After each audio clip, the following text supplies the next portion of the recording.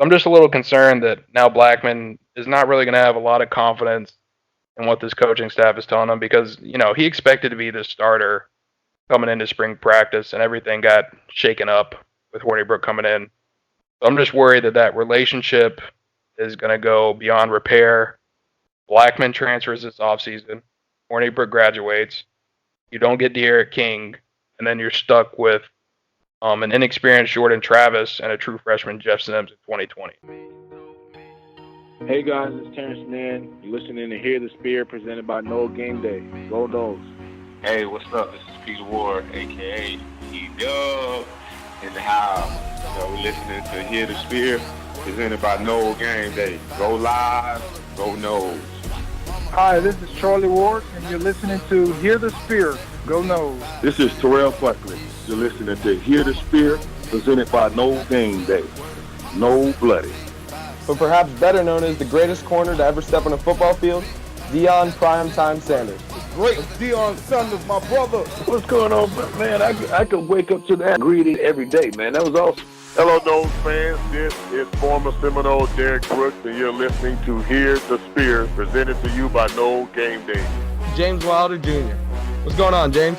Thanks for having me on. SSOD, Florida State or Die, and go Noles. William Bar None Floyd. Gentlemen, what's up? What is happening, guys? This is Logan from Hear the Spear, presented to you by Noles Game Day. Happy Halloween. We're actually recording this on Halloween night. We're the two goobers and nerds that are going to stay here and not go out to any parties or dress up, and we're going to get on here onto a microphone and talk about sports. We don't have really a life after football season, so hopefully we can make some friends. It is just going to be me tonight with... Basketball season starts after football season. That's true. Where my life begins. That is true. Dustin's life begins, mine ends after football season. Tonight, it's just going to be me and our lead writer, Dustin Lewis, so you're in some deep luck. If you really liked Austin from last week, well, he is enjoying Halloween night like regular humans are. And we're just going to sit here and talk some football, and we're going to recap the Syracuse game and then look ahead, of course, to Florida State's rivalry game against Miami in Doak Campbell Stadium on Saturday. What's going on? What's going on, Dustin? Happy Halloween, man. Happy Halloween, bro. All I got to say is no Fisher, no Austin, no problem. The duo is here. So. Wow. Get ready. I hope they're not listening to this. I hope they are. Yeah, I hope so too. One thing that we will go ahead and let you guys know, we put it on Twitter. If you're not following us on Twitter, you can find us at Hear the Spear. But we are officially, probably a good time to say this now before we get started, we are officially going explicit rating, or whatever you want to call it, whatever podcasters say. We're going R-rated from here on out. Cussing will be allowed. It kind of got to the point where there was a few things I think would be better described with some cuss words in there.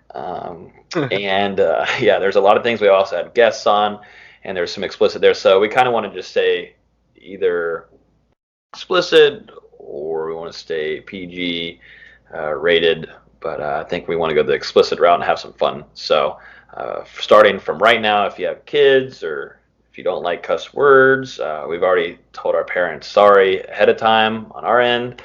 So from here on out, rated R. Turn the volume down and put your headphones in if you're in the car. Sorry. Holy shit, so we can cuss now? Yeah, I was about to say shit is about to go down. This is big for us. We're college kids. Get to cuss. I feel like a big adult now. Do you feel like a big boy, Dustin? Yeah, but my mom would say I'm just being a baby and I have no vocabulary, so sorry, Mom. Apologies out to you, and I'll try and stay in line, okay?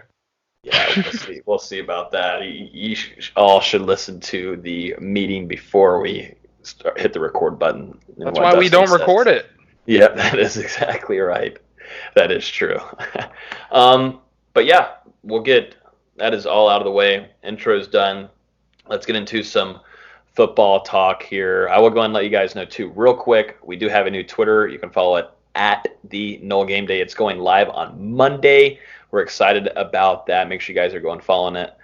Over there on November 4th, we will be launching our new Twitter. Make sure you guys head over there and give it a follow. So at the Nole Game Day. Let's go and jump into it. We're about 3.5 minutes in. Listeners are probably pissed off. Our ratings are going to drop down, but we can't let that happen. First of all, real quick, what's your favorite scary movie, Dustin? I have mine, but what's yours? It's really tough because honestly, I'm not a huge scary movie guy. You know, some of those old flicks, they really get me.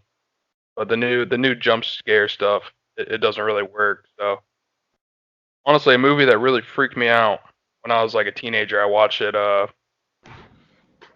channel doesn't matter, I guess. Damn. But it's called 30 Days of Night. Probably the last film that Josh Hartnett ever acted in. Honestly. but dude, it was just really scary.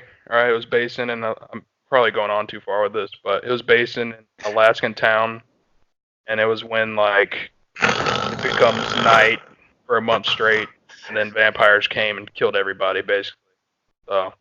Oh wow, that's good times when traumatic. I was like 14 years old at like 1:30 in the morning with the lights off, living in the woods. So you just hear sounds, you know, you scare yourself really. Who's living in the woods? My parents. Oh my goodness. Yikes. Sorry to hear that, brother. Yeah, dude, coyotes ate my dog. Just throw that out there. That's scary. That is some scary shit. I should be laughing. I shouldn't be laughing, but I am. Anyways. Hey, it is what it is. It is what it is. Anyways, let me get mine out. And I promise it will be way faster than whatever Dustin put y'all through.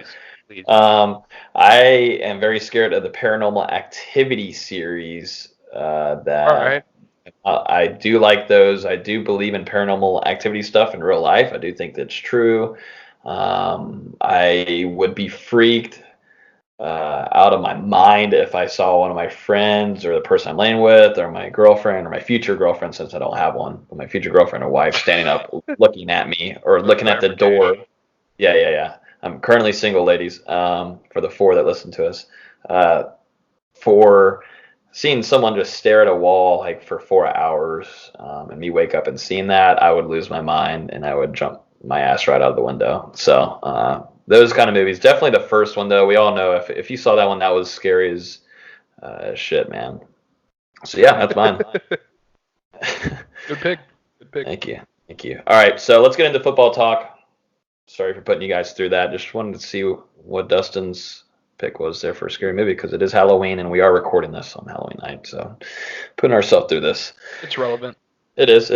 All right, so Florida State easily handles Syracuse. I was wrong. Yeah, you were. Yeah,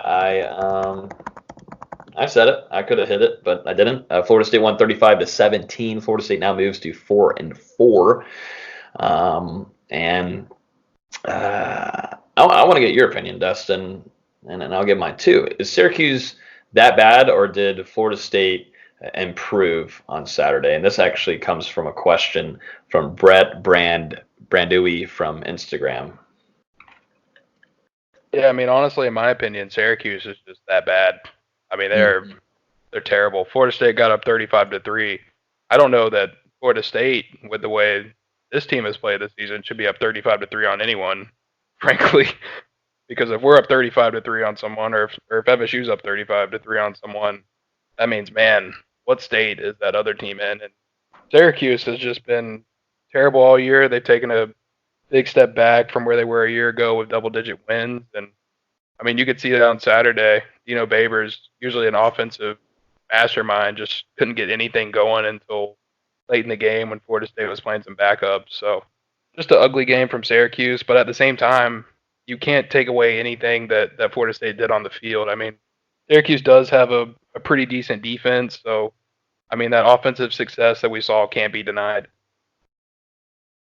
I'm agree with you too here, Dustin, because I feel like Syracuse is just a crappy team. I was expecting Dino to call or have better success than what he did on Saturday, but man, that team was terrible. I mean, they were god awful, and they kind of got some points at the end of the game, but 35 to 17. Florida State easily gets away from Syracuse there, and it might help with getting a little momentum, of course, heading into one of their biggest rivals, the Miami Hurricanes, on Saturday. Yep. You know, one thing that I questioned kind of during the game while I was in the stands was, we'll talk about it for sure. It's been a topic all throughout on Twitter, but the Cam Akers package at quarterback. And Wild Cam. Get it right. My bad. Jesus Christ. My bad. The Wild Cam package was very successful. If I'm correct, out of the 4 drives that he was back there, 3 times they scored touchdowns. So, but what I'm thinking now is, should they have saved this for the Miami game? Now Miami was able to look at film. They already know what to expect with that package, or a little bit of it. Just depends on how creative Kendall Briles will be on Saturday and what they do with it, because I do expect them to run it again. But should they have saved that for the Miami game to introduce it then? I don't think so. I think, honestly, it was a good idea to break it out against Syracuse because, this was a game that Florida State probably expected to win going into it, and they knew they had a little bit of freedom to kind of explore on offense a little bit, especially with these last 4 games. You play Miami, you play Boston College, and you play Florida. So that's 3 pretty tough teams, and you're going to need to score some points to win those games. So just to kind of break out the Wild Cam and see how it does and how Cam runs it, how the other players respond when, it's a completely different signal caller back there. And by all accounts of what we saw on Saturday, it's a very viable option for this team moving forward later into the season. I think we're going to see it, at least a couple times on Saturday, depending on the success. That's the thing, though. Florida State's going to roll with it probably on how successful it ends up being. Like Syracuse worked out really great, but if they come out on the first 2 drives, or they let Cam have it 2 drives into the game or whatever, and it doesn't work out, we'll probably see typical vanilla offense.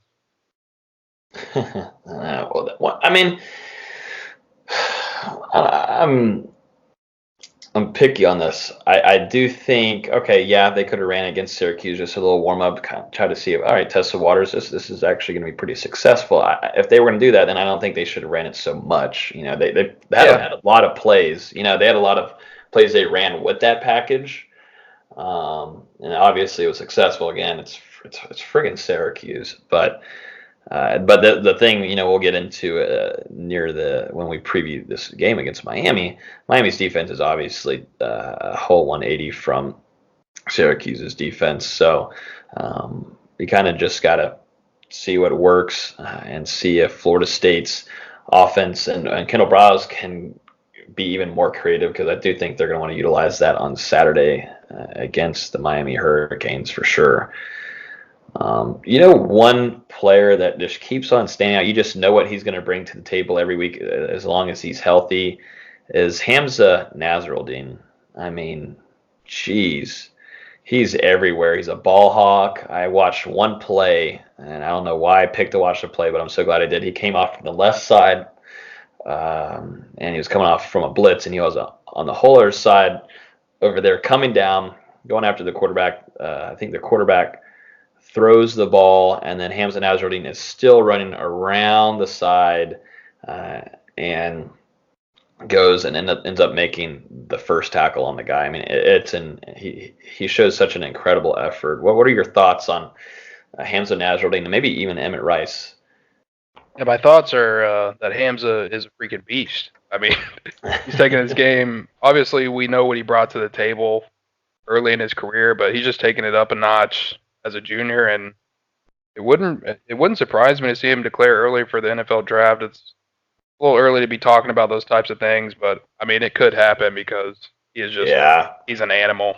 That's what I was thinking too. That's what I'm curious to see, because I instantly think he's got the talent to move up further for sure. This guy is incredible, and the one thing about him too, he's consistent.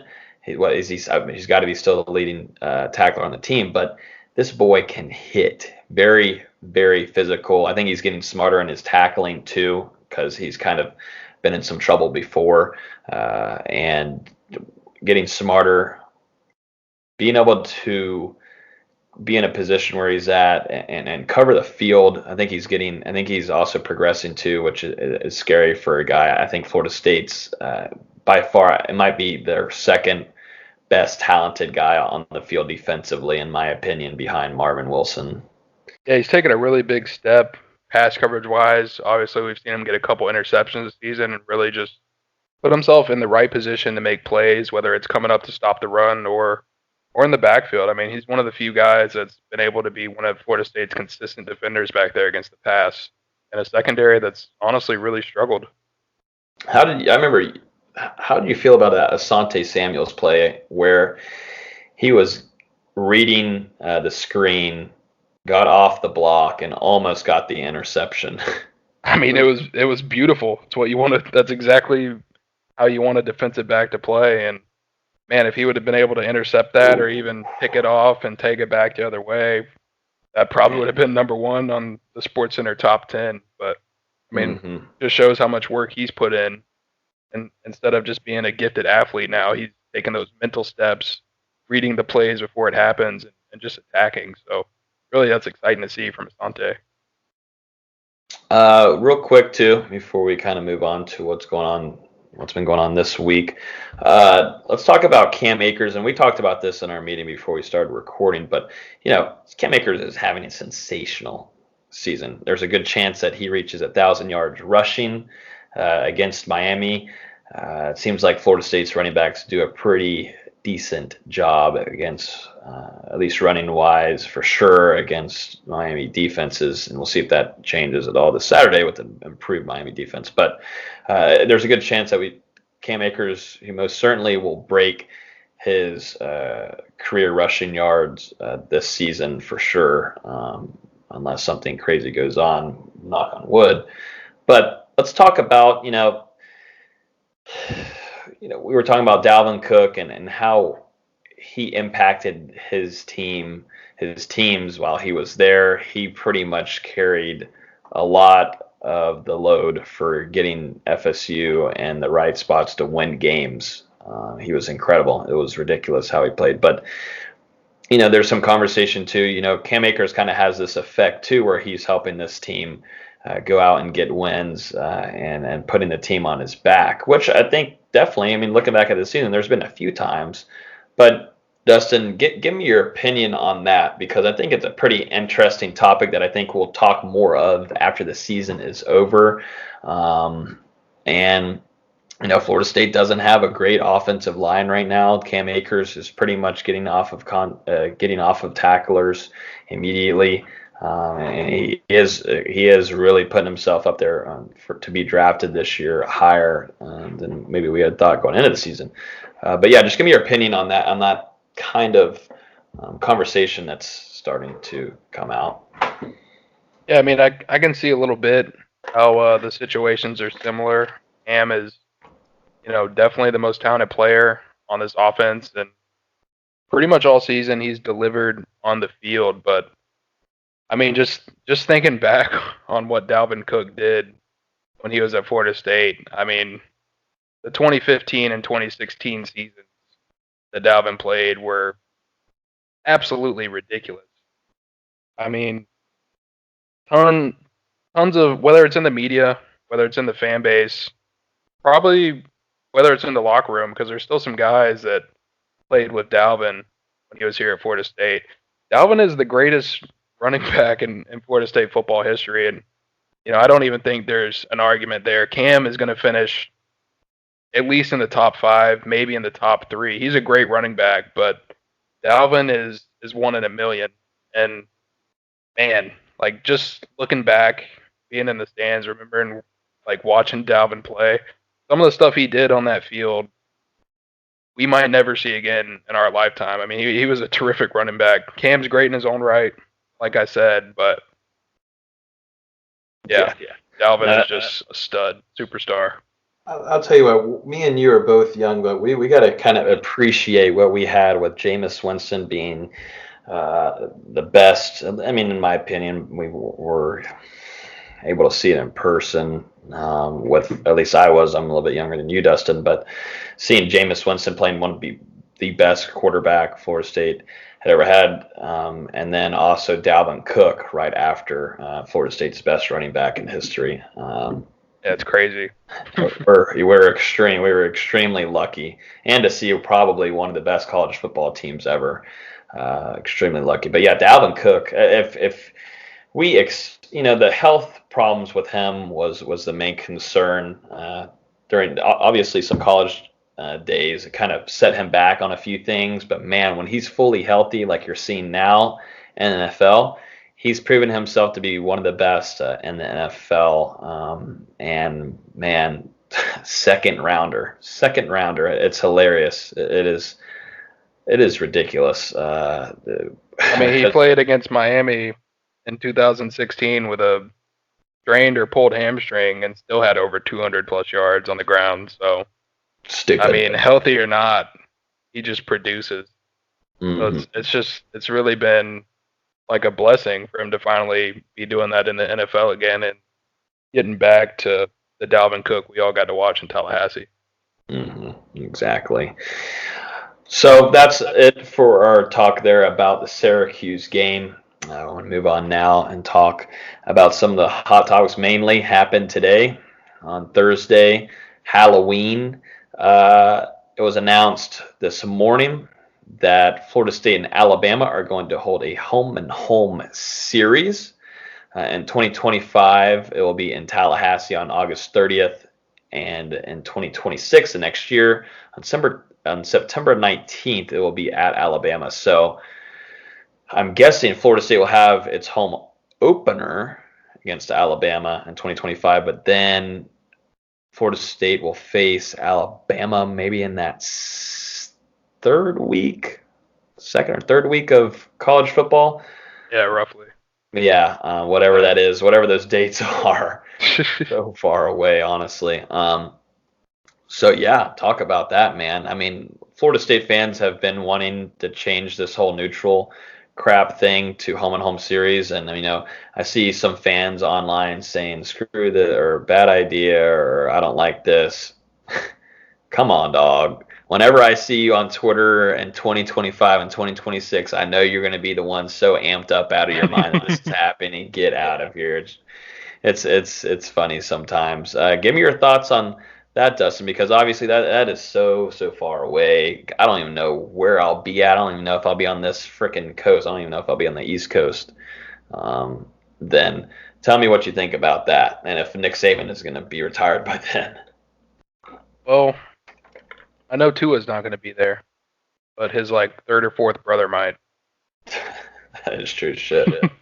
But yeah, I mean, what you just said honestly is kind of interesting. Nick Saban, he's already getting pretty up there in age. I'm pretty sure he's in his early 70s or in his late 60s. It's one or the other.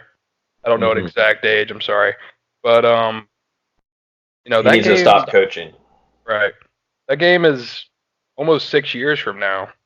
So I'd be very interested to see if he's still around at that point. I mean, it's certainly a possibility with all the success that Alabama's had. I don't see why anyone would want to walk away from it. But, whenever you get up to that age, it's always time to start having those type of thoughts, just like Bobby Bowden started having them. And, eventually the run is over.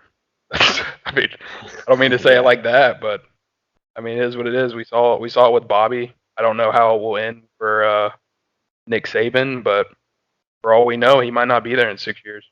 Mm-hmm. That's all right. Dabo Swinney is your next head coach in Alabama, right? I mean, yeah, it's a good point. They got a pipeline. They have a pipeline. I will say I don't think David Coburn will be here in 2025. Sorry, Coburn. Yeah, let me get to the quote real quick where they talk about the FSU versus Alabama matchup. He says, "We are very pleased that we could work this out, and we know that this will be a giant event on both campuses.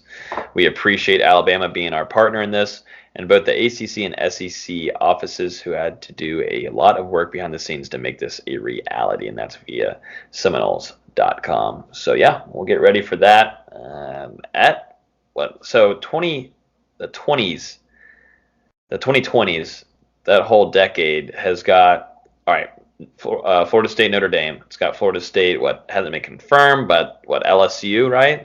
What hasn't been confirmed. Yeah, LSU, neutral site.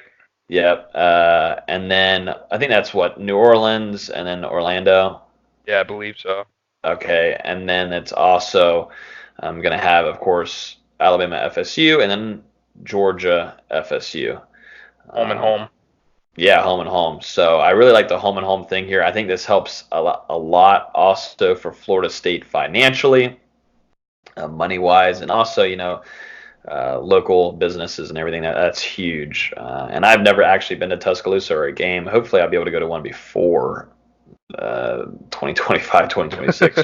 But so be it. If it's 2026, then I will be there in Tuscaloosa, and maybe me and Dustin will be there, and maybe Dustin will have a few kids by then. See if I'm alive in 7 years. Yeah, exactly. I can't say it on the podcast, but we need to get you off a few things in order to get me to the spot. doctor. Yeah, exactly. All right, before we jump into the Florida State versus Miami preview, we got a pretty cool email last week. We actually have a sponsor. Someone actually decided to sponsor this podcast. What are they thinking? I know. Want your name attached to this? Are you kidding me? I know, right? You got two college kids recording at midnight on Halloween night. You got two goobers doing this. But yeah, someone actually sent us an email. We have a sponsor tonight from Manscaped. I don't know if you've heard about them, Dustin, but they are absolutely amazing. I actually used some of their products. They actually sent me a care package last week, and I was able to go ahead and get started. If you guys don't know much about them, they pretty much are like a razor company, but perfect for manscaping downstairs for you guys. Whenever you're going into a situation, I actually had to do it last week. I had to go to the gym. I got a text from a friend girl, I guess you can say. And, I was going to dinner. I knew that I needed to go ahead and do some manscaping downstairs. And I started shaving, and I had nothing wrong. I had no cuts, no nothing. It was a successful trim, Dustin. Didn't cut myself. That's the worst. Whenever you cut your nutsack while you're trimming up down there. Yeah, man. Has it never happened to you? It probably has. We all get a nick every now and then, but good to hear your plums are hanging well. Yeah, no, they are. They are. But yeah, they sent the Lawnmower 2.0, and it's almost like 50,000 times better than their first one. Now it trims at 6,000 strokes per minute, up from 4,000 per minute from the original lawnmower. Now the battery life improved from 15 minutes, and now it's up to 60 minutes on one charge, and now it's a rechargeable battery, so it's perfect. I can kind of bring it anywhere, and I can charge it. Don't have to worry about having batteries in it, and AA batteries and all that jazz.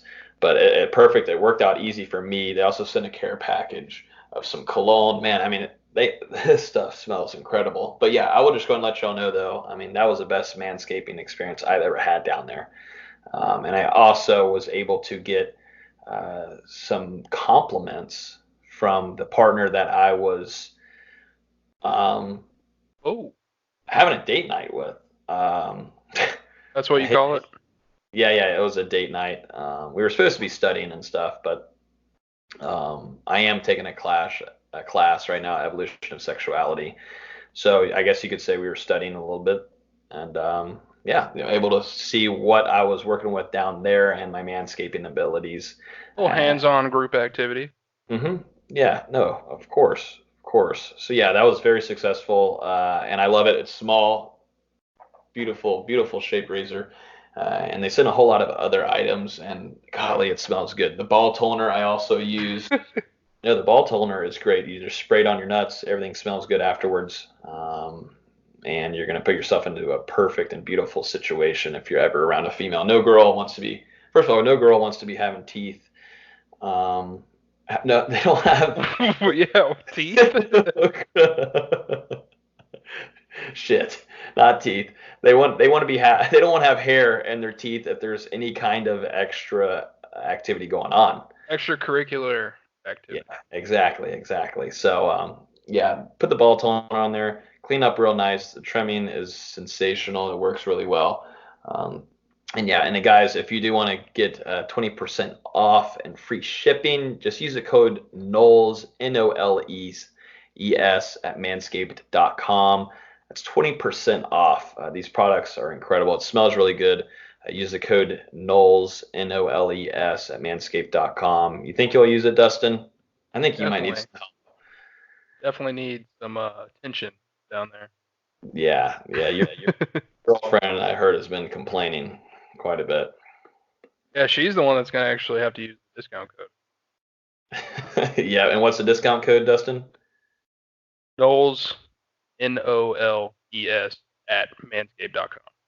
Perfect. But yeah, thank you guys to Manscaped, to you guys for sponsoring the podcast, for having you FSU guys out there, definitely for college kids, but also to the husbands out there.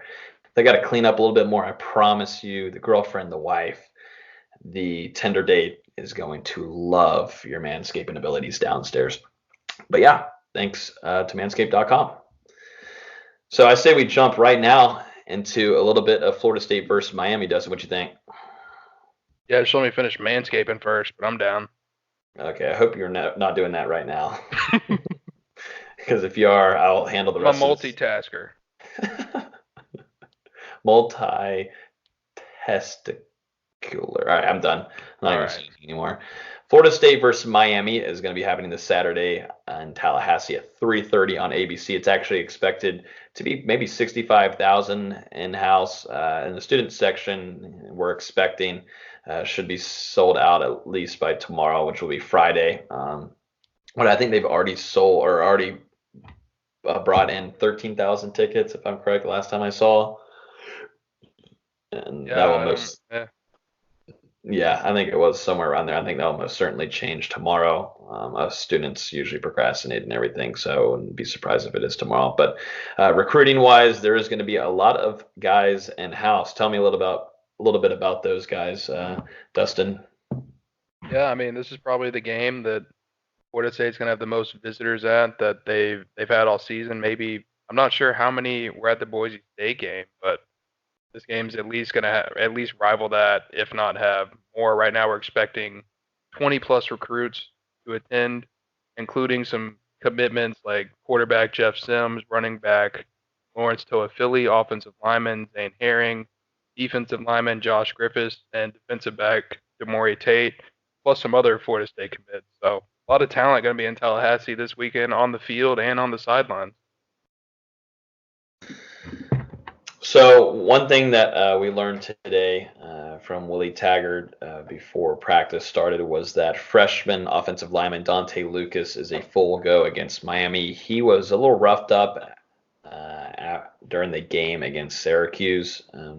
Kind of looked scary at first, but he was able to limp off the field. And then after the game, he was in street clothes, but he was kind of still smiling and messing around. He didn't have anything.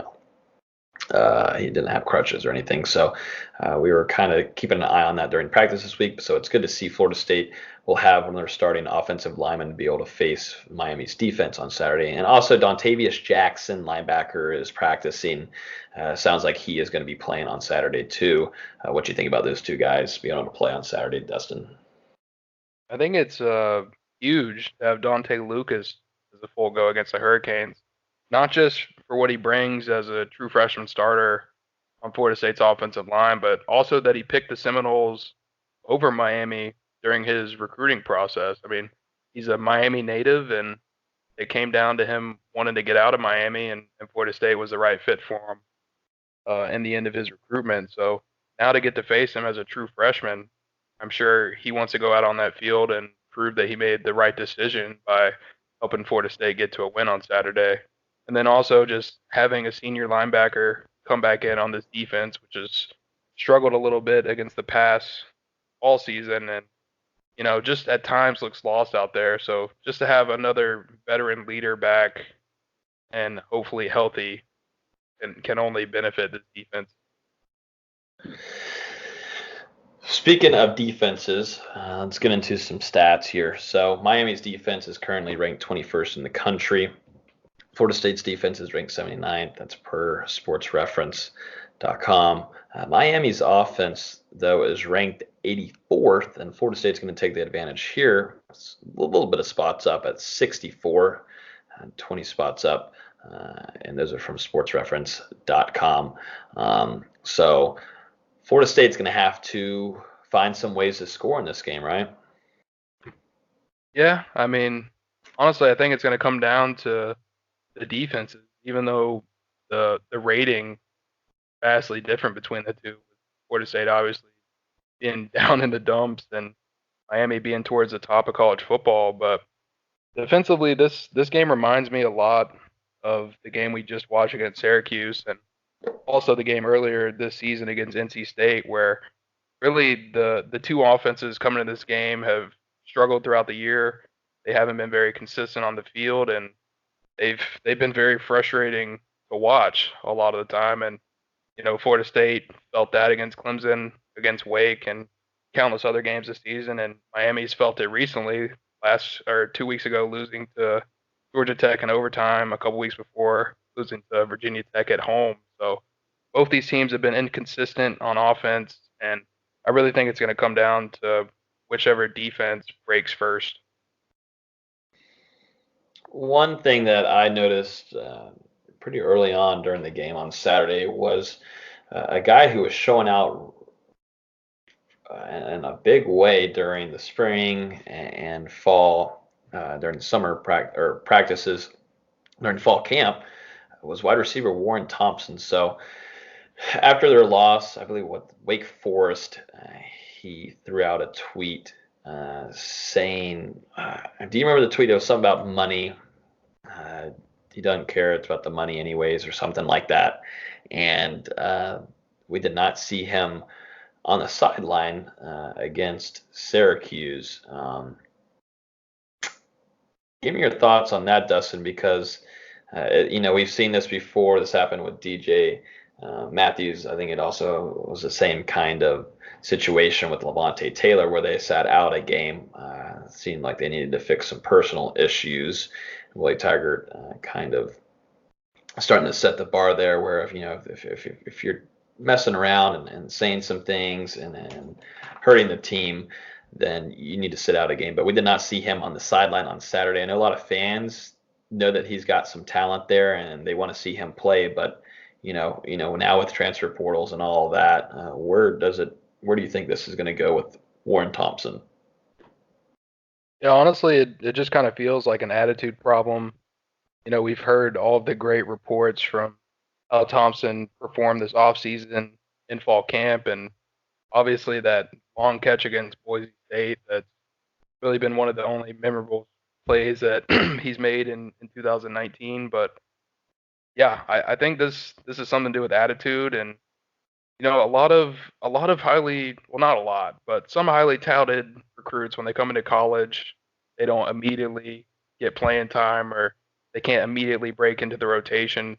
They just begin to struggle mentally because their entire high school career, they were the best player for their team. They were usually the best player on the field, and it came easy to them at the high school level. So just coming into college and having to face some adversity, some guys struggle earlier in their careers, and I just think that's kind of what's happening here with Warren.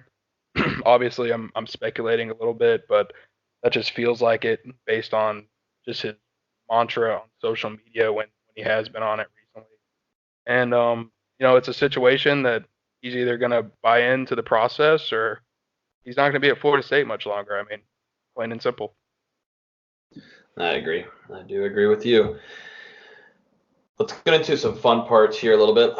Florida State versus Miami, your favorite memory, Dustin, and I'll go first. I'm going straight to, I don't know what year this was. You might know it, Dustin, but Nigel Bradham's hit on on the Miami wide receiver. I think all I need to say is the Nigel Bradham hit, where he got actually tossed from the game. Jimbo Fisher was absolutely livid that Nigel Bradham was getting tossed, and it was, I don't blame him one bit. But that hit was absolutely stupid. He knocked that son of a bitch. Hey, it's explicit. Yeah, it is. It is. Son of a bitch to the ground. It was unreal. I already am. Go for it. I hate Miami fans. 2011, by the way. 2011, yes. Nigel Bradham, one of my favorite FSU players. I just like hard-hitting guys, but that was absolutely just disgusting what he did, and that was unfair. That is just straight nasty, violent, and he really didn't have to jump up at all, which was pretty and just crazy. Nigel Bradham was so strong and physical, and the whole crowd going crazy. I mean, that's how we talk about. I talk about it all the time on the podcast, but big hits I think does really well for this team as a motivation, kind of gets them going in the games, wakes up the whole entire sideline, but also the stadium. That kind of energy helps a lot. But man, Nigel Bradham's hit was absolutely ridiculous, and the quarterback put him in a rough spot. I was. Yeah, I was too. Yeah, and I was losing my mind. That was nasty hit. And Jimbo Fisher just about got himself tossed too. And it was legal. Yeah, and it was legal too. I wonder if Willie Taggart would even be on the side, getting off the sideline to argue with the refs about that. What do you think? Putting your money on it or no? Hey, you got to flip a coin that day. Yeah, exactly. So yeah, that is going to be my pick. What is yours, Dustin? Going back a little bit further than you, all the way back to 2008, Florida State on the road at Miami. Christian Ponder starting for Florida State, and Robert Marve. Man, that's a name. I don't know if you remember Robert Marve when he played at Miami, but Purdue grad transfer to Miami, and then also the name Ja'Cory Harris, which I'm sure you're a little bit more familiar with. Yeah. But Christian Ponder, redshirt sophomore, middle of the 2008 season, FSU at Miami, and really just a game where we began to see what Christian Ponder would blossom into throughout his career at FSU as really one of the better quarterbacks, I would say, in program history. I would honestly, I am a Christian Ponder fan because he took a picture of me one time, so I'll put that out there. But Christian Ponder, to me, top 10 quarterback in Florida State football history. But in this game, he had 159 yards and a passing touchdown, but it was really on the ground. I remember really rainy game and Christian Ponder just running through the Miami defense. 19 carries, 144 yards, a 45-yard long rush. I mean, really, it was just the coming out party for Christian Ponder. And then a couple weeks later, after Florida State got ranked, they lost to Georgia Tech. So. You are a big Christian Ponder fan, aren't you? Yep. Even with the Vikings. Yeah. You love you some Ponder, don't you? Even as a free agent, I still stand for you, Ponder. If you're listening right now. He has a good-looking wife. He has a very good-looking wife. Oh, it's explicit. Yeah, what were you gonna say? I was wondering what you were gonna say. No, she's hot. She's definitely hot. I also want to say one last note. Anton Smith, 4 rushing touchdowns in the game against Miami. 2008.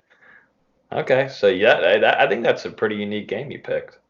I like that. We both have different kind of feelings for what we think is like good games. Mine's just really just a big hit. That's all it is, sadly. I think most of my favorite memories are big hits, and at least FSU wise, I just love them. I don't know why. It just gets me going. Manscaped.com. Let's see.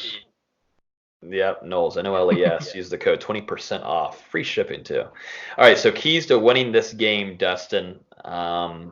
What is Florida State going to have to do in order to win this game? This is a big game now. I mean, this for Willie Taggart. He lost to both rivals last year with Miami and Florida.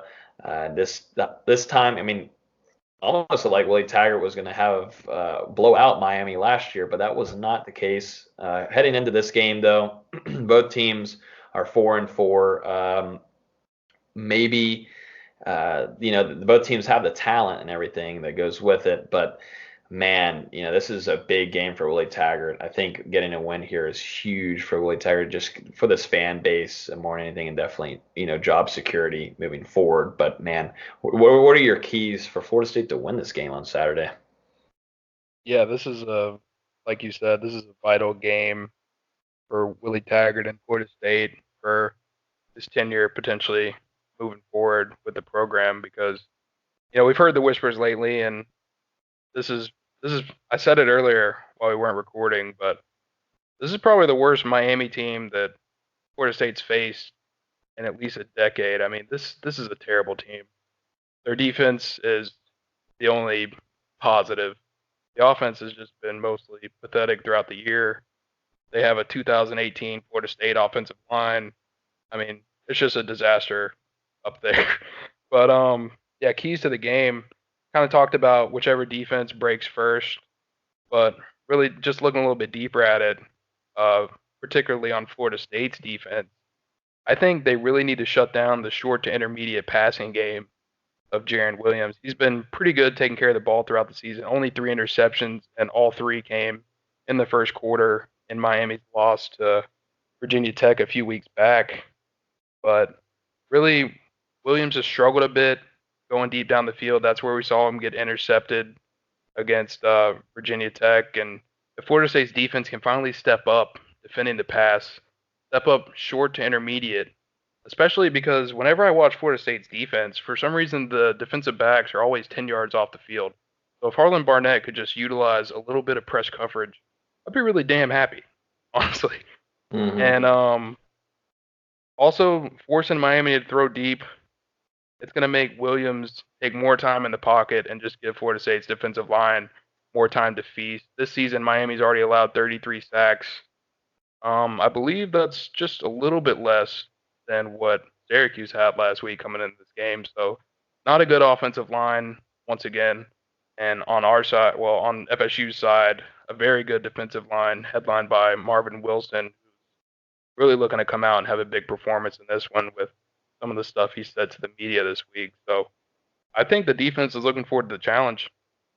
Yeah, no, I'm going to go with you too with how this defensive line can take advantage of Miami's poor offensive line talent, because, man, Marvin Wilson has been obviously he's a monster. You notice it when he makes some plays, but I mean sometimes he affects plays more than you'll see. You know what I'm saying?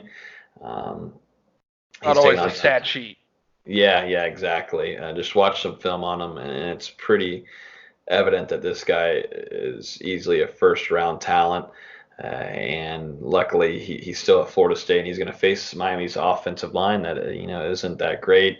Florida State's isn't either. But for this aspect of what we're talking about, Durden, even Robert Cooper is going to be coming off of one of his best career games at FSU after facing Syracuse. He had a pretty good game also. So I do think that Marvin Wilson should have a pretty good game here. And I do think with Jaron Williams, and we talked about it before recording, Jaron Williams, we both agreed, he impressed both of us whenever they played Florida at the start of the year. That was still an ugly game, but still for a true freshman playing, it was pretty impressive to see. And, the one thing that I think interests me is, you got a young guy coming in, and, they're like, oh, Doak is going to be loud and all that kind of stuff. But, I mean, he faced in a neutral site, mainly Florida fans, because not a lot of Miami fans go to their games anyways, because there's not a lot of them are true ones that actually went to the university. And, yeah, I mean, I'm just unloading. I'm just kidding. That they had a crowd there, Florida fans. He was in a tough environment there for sure. Doak is, this is Doak. It'll be different, I don't want to say that FSU doesn't bring it crowd-wise for sure. It will be loud. It'll be different. It's not a neutral site game, but still, he's a young, and he impressed definitely for a first game too. So yeah, we'll see. And I do think bringing pressure, you got to make him throw some balls deeper cut off the intermediate routes, like Dustin said. I agree on that aspect for sure.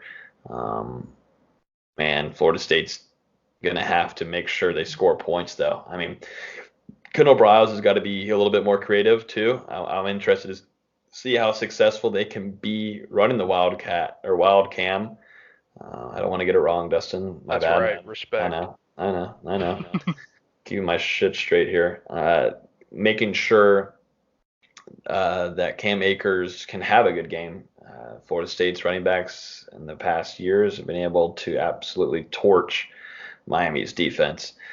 So we'll see how that goes. And I guess we're expecting Alex Hornibrook to be the starter on Saturday. I would not be shocked. Unfortunately. Give me your opinion on that, because I know we'll have some comments about that, what you just said there. Give me you still think it should be James Blackman? Oh, absolutely, without question. I guess people can say Hornibrook's running the offense better than Blackman. I mean, if that's the excuse you need to make to yourselves, but I mean, frankly, we said it before. Hornibrook's started against the two worst teams that Florida State's played. ULM would kick Syracuse's ass. I mean, it wouldn't even be close. It'd be a blowout. Probably same thing for NC State too. They beat the shit out of them. Finally, you said a cuss word. Jesus Christ. I know where you're going. That saying Alex Hornibrook hasn't played any competition, and James Blackman has to face Clemson and Virginia on the road, Clemson on the road, Wake Forest on the road, a good Boise State defense at home, where he performed quite well. I mean, I don't really see the argument where people can say that Hornibrook's running the offense a little bit better. I did see those numbers where he has been better than Blackman against the blitz, which, I mean, honestly, you'd kind of expect a senior to be better than a redshirt sophomore against the blitz, reading that play very quickly and getting the ball out, which Hornibrook has done. I mean, you have to give him a little bit of credit. But whenever it's time to throw a deep shot, whenever it's time to go 11 yards downfield, and that noodle arm, not good. No, we saw that against Syracuse. He can't throw deep. Put Blackman back there, and it's like a cannon coming out. He has had some underthrows, but typically whenever it's a deep ball that he misses because he overthrew the receiver. I mean, he's got a powerful arm. And, especially when you think about the future of Florida State football, I mean, we've talked about De'Aaron King, possibly grad transfer to Florida State. We've talked about Jeff Sims maybe being able to come in and start as a true freshman. Really, the most realistic option right now is that James Blackman is going to be Florida State's starting quarterback in 2020. And until De'Aaron King's, actually grad transfers to Tallahassee, I'm not going to think anything different. And I've spoken before how I think Jeff Sims will need at least a year of development before he's ready to go at the college level. So you're looking at James Blackman in 2020. And when you think about it like that, it just makes even less sense for why Hornibrook is starting. Blackman's going to be the future of your program. Why are you not giving him all the reps possible to continue developing him? Yeah. It's a sticky situation for Taggart, too, because he does really need these wins. But if he's going to be staying another year, which is most likely the option, then, you want to have James Blackman have as much experience as he can get with the guys that he has now. So it'll be interesting to see. Another thing, too, that we saw on Saturday, what do you call it, the amusement park? Was showing Jordan Young. I saw him trot out there, number 83. I was like, oh, hold up, there's Jordan Young. And then he did get one play. He got one ball thrown to him, and man, he absolutely showed out. That was the Blackman underthrow I was talking about. Blackman underthrew that ball. He did. I thought a Syracuse defensive back was about to take it back for 30 yards. Then Jordan Young just flies out of the sky and snatches it. So we used him. Yep. He is a guy that I think is going to have he's going to get his time at FSU. I think he is. And that helps for sure. And once he had the opportunity to get a chance there this last Saturday, he took full advantage of it. Be interested to see what kind of playing time he might be able to grab at the rest of the season. So, yeah, I mean, there's a lot we could talk about. It is midnight, 12:15 right now. I do have an exam tomorrow, or today, I should say. So I think we should go ahead and jump right into score predictions. Before we do, can I just say one last thing to wrap up the Blackman Hornibrook thing? My last major gripe with how the situation is turning out is that Blackman didn't get to play really much last year whenever DeAndre Francois struggled. Taggart stuck with him throughout the entire season, no matter how bad he played week to week, except for the NC State game because of an injury. And then this season, Blackman comes out. He's played a lot better than Francois last year. I don't know if some people have recency bias, but Francois was awful last year. Blackman has been so much better. And then he gets benched now for Hornibrook.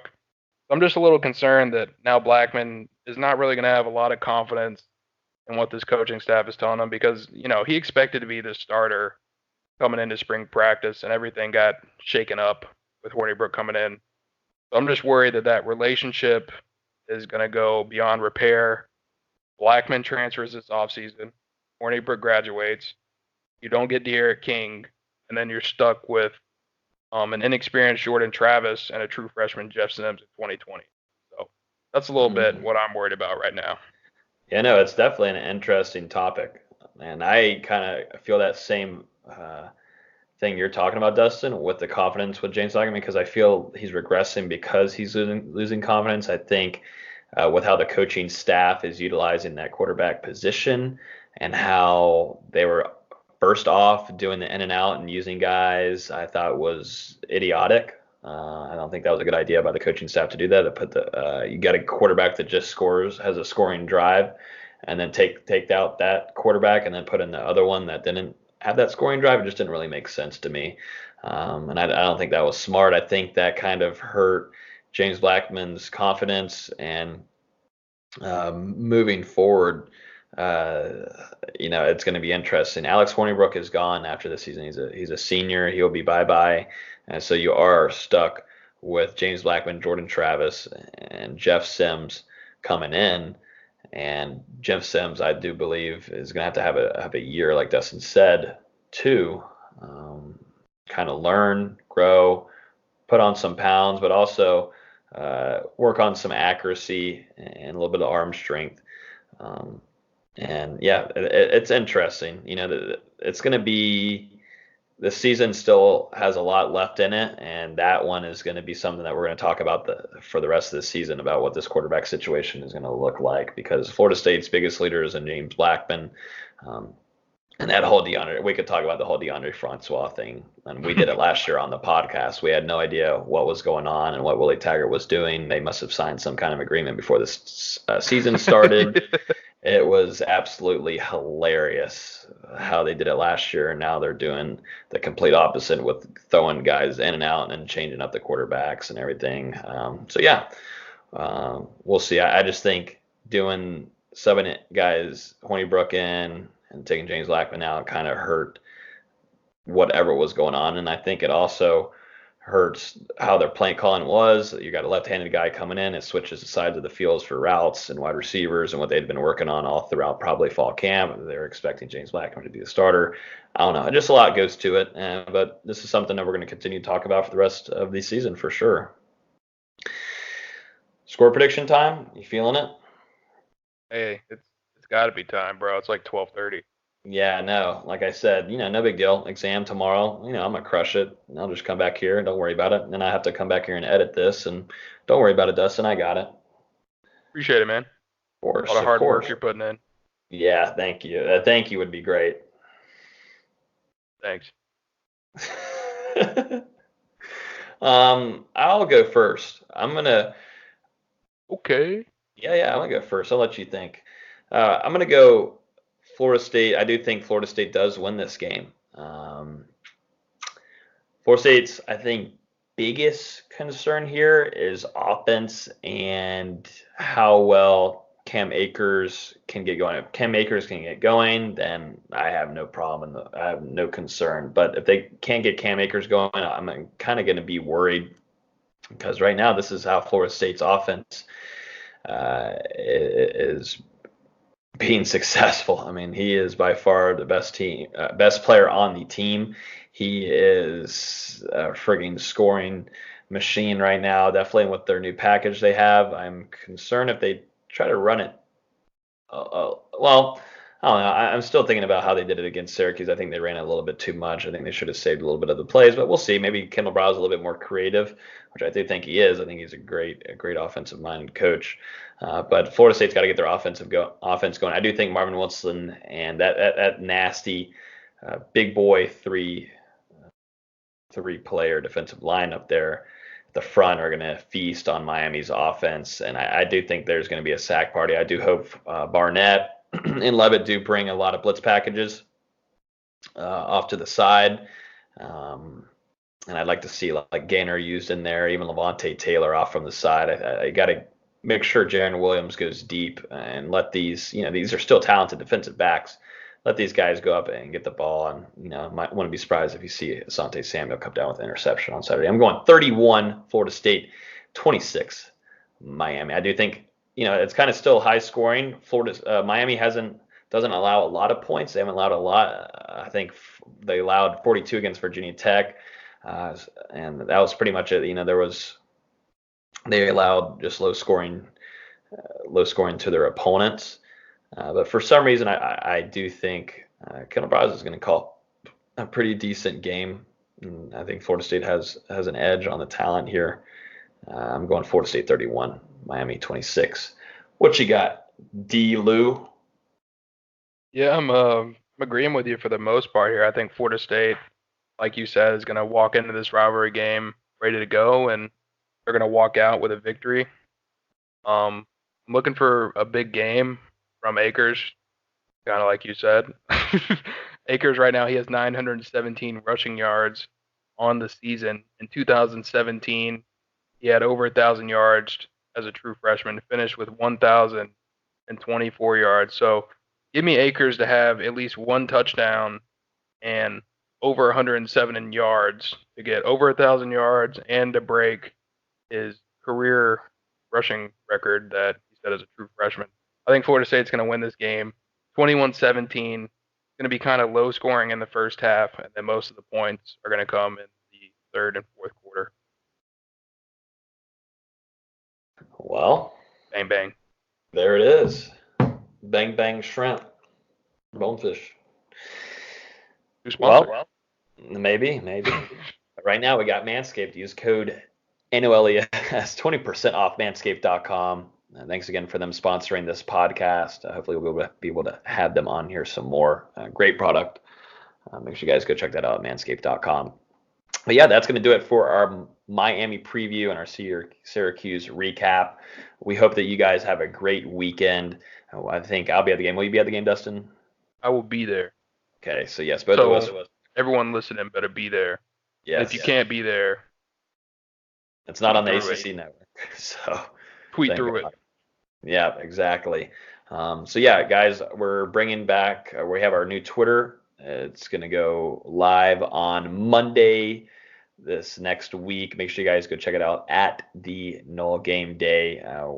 Pretty excited about how we're going to kind of switch up the way our Twitter's been working the last 2 years. We kind of want to go back to how we were doing it old school, make it a little bit more fun. We were kind of being strict with just article posting and we were just a little too tight with this kind of stuff that we were tweeting. We're going to be a little bit more creative and more fun like we used to be, and I think that's what a lot of our followers liked, and that's why they first followed in the first place. So, Florida State Athletics loves it. Yeah. Oh, yeah. What'd you say? That they love it? Yeah. Oh, they're going to be they're probably our first follower. Oh, yeah. Oh, of course. I got to keep up and see what we're doing. Yeah. Got our tattletellers there. But yeah, make sure you guys go follow that. If you aren't following our podcast from Hear the Spear, it is on Twitter at Hear the Spear. You can listen to these podcasts on iTunes, SoundCloud, Spotify, and Google Play. We're also on YouTube. So if you guys listen to podcasts and you're those kind of freaks that listen to them on YouTube, which I don't even know that people used to do that in the first place, if you're one of those freaks, make sure you guys go subscribe over there. And the name over there is just Nole Game Day. These podcasts go live on YouTube immediately. And also, how did you even find this podcast, YouTube people? It just got put on there.